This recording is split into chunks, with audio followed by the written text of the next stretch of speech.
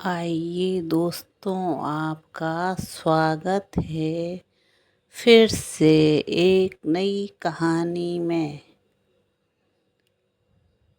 जब मैं कॉलेज की पढ़ाई कर रहा था, उस दौरान मैं शहर में एक किराए के मकान में रहता था।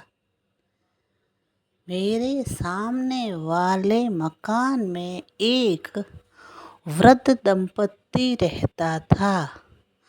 हालांकि मैं ज़्यादातर पढ़ाई ही करता था। आसपास क्या हो रहा था इससे मुझे कुछ लेना देना नहीं था, क्योंकि मैं एक गरीब परिवार से था। इसलिए पढ़ लिख कर नौकरी करना चाहता था, ताकि अपने परिवार को गरीबी से उबार सकूं। लेकिन जब भी पढ़ते पढ़ते थक जाता या किसी परेशानी में होता, तब मैं अपने कमरे की खिड़की खोलकर देखता तो सामने वाले घर में खिड़की पर एक लड़की दिखाई देती, जो कभी इधर कभी उधर घूमती, कभी डांस करती हुई मुझे दिखाई देती। उसे देखते ही मैं अपनी परेशानी भूल जाता। कुछ देर देखने के बाद जब शांति मिलती तो वापस अपने कमरे में आकर पढ़ने लग जाता। ऐसे करते करते दिन भी बीतने लगे, लेकिन वह लड़की हमेशा रात को ही दिखाई देती थी। दिन को वह खिड़की बंद ही होती थी। मैंने कभी इस बात का जिक्र किसी से नहीं किया और ना ही दिन में उस लड़की को कभी देखा। ऐसे करते करते मेरे कॉलेज की पढ़ाई भी पूरी हो गई।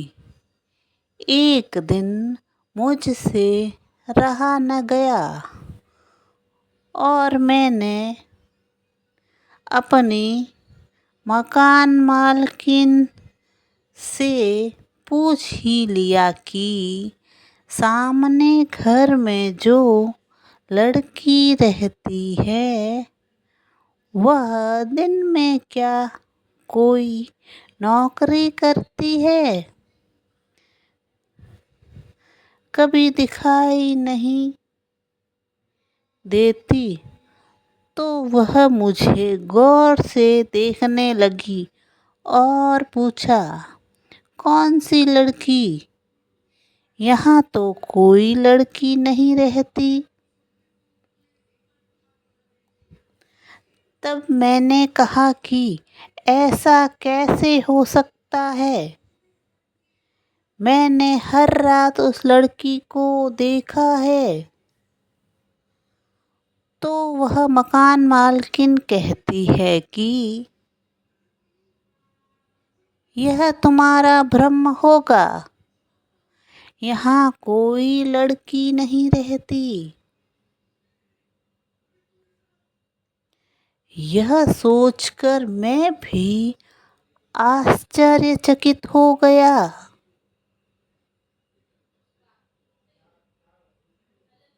फिर मकान मालकिन ने जो बात बताई,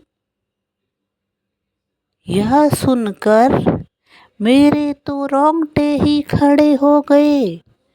उन्होंने कहा कि इस वृद्ध दंपत्ति की एक ही लड़की थी। वह बहुत ही मिलनसार थी। कॉलेज की पढ़ाई के दौरान एक लड़के ने उसका रेप कर दिया। इन्होंने पुलिस से कार्रवाई की मांग की, लेकिन उन्होंने कुछ भी नहीं किया। चारों तरफ तानों और घृणा भरी नजरों के कारण वह लड़की परेशान होकर उसने इस ऊपर वाले कमरे में ही फांसी लगाकर अपनी जान ले ली। यह सुनकर मुझे बहुत ही दुख हुआ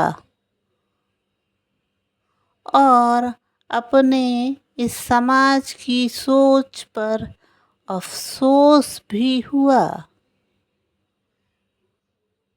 कि अगर समाज उसका साथ देता तो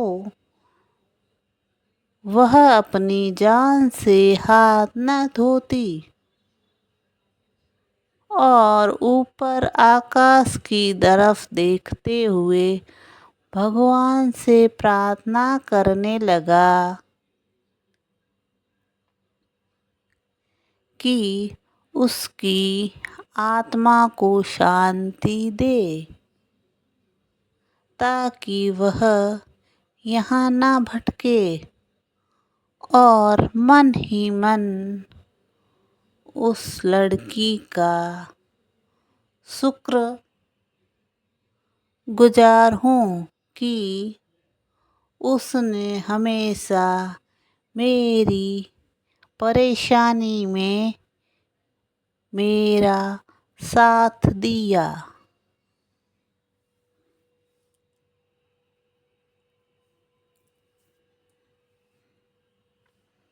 क्योंकि जब भी मैं उसे देखता तो मुझे काफ़ी शांति मिलती।